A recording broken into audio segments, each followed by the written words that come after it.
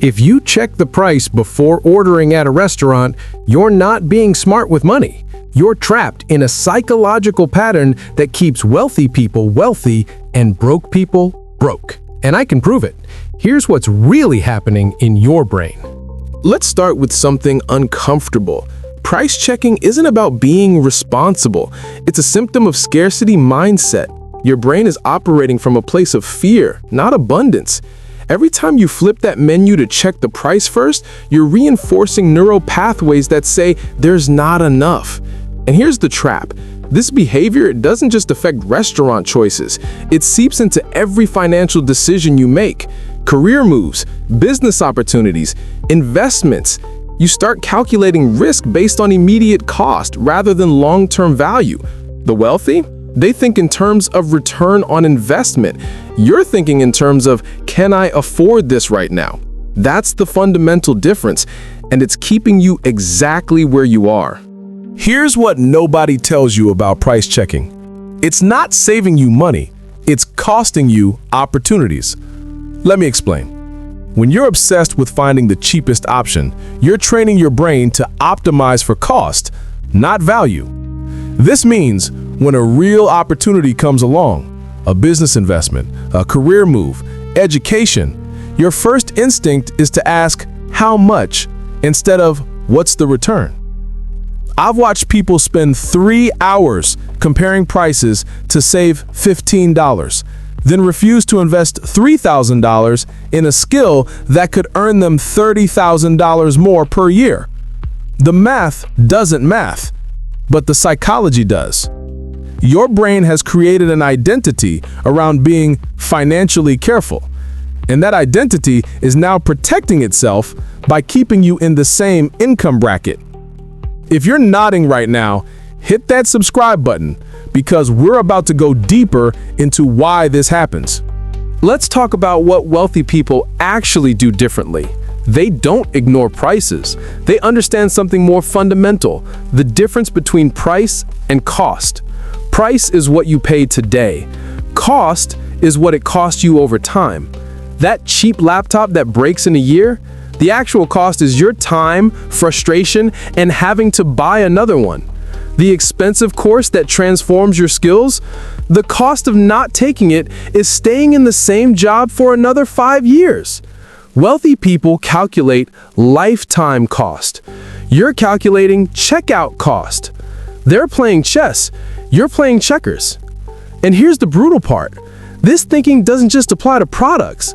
It applies to relationships, time, and energy. Every time you choose the cheapest option because it's cheapest, you're teaching yourself that your decisions should be based on scarcity, not strategy.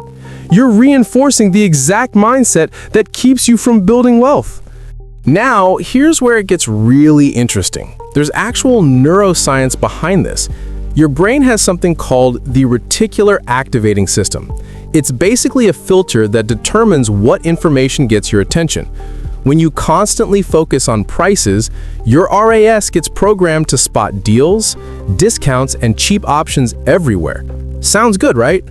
Wrong. Because while you're hyper-focused on saving $20 here and $50 there, your brain is literally filtering out information about wealth-building opportunities.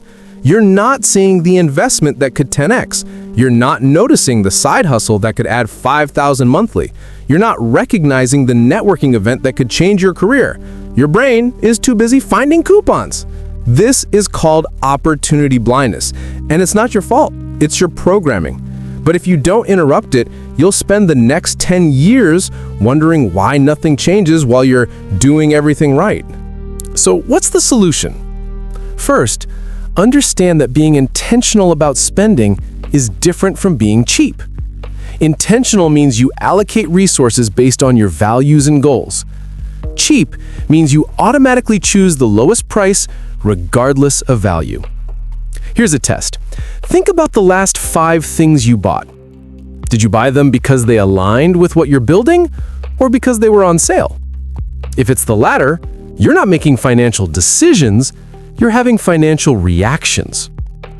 Second, start practicing value-based spending.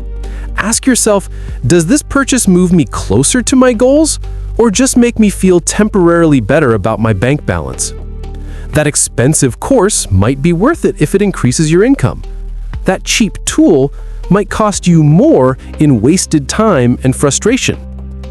Third, and this is crucial, invest in things that compound. Your health, your skills, your network, these appreciate over time. The cheap meal that ruins your health doesn't save you money, it costs you decades.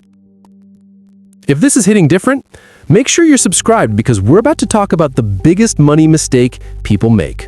Here's the uncomfortable truth nobody wants to hear. The biggest money mistake isn't checking prices. It's the identity you've built around it. You've told yourself a story. I'm responsible with money. I'm smart. I don't waste. And that story has become your prison.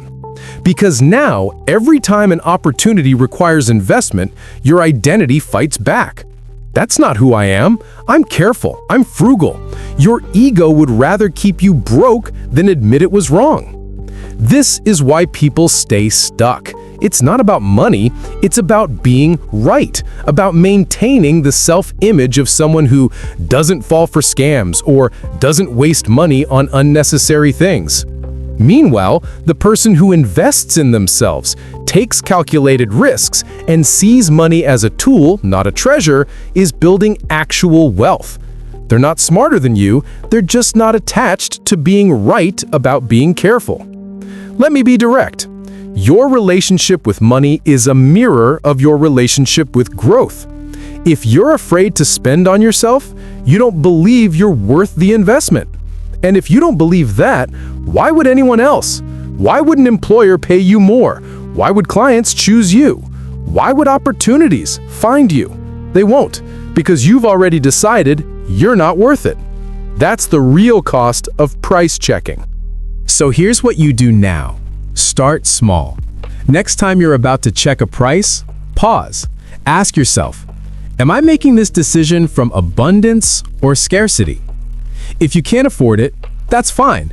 But if you can, and you're still price checking, you're operating from fear, not strategy. Break the pattern.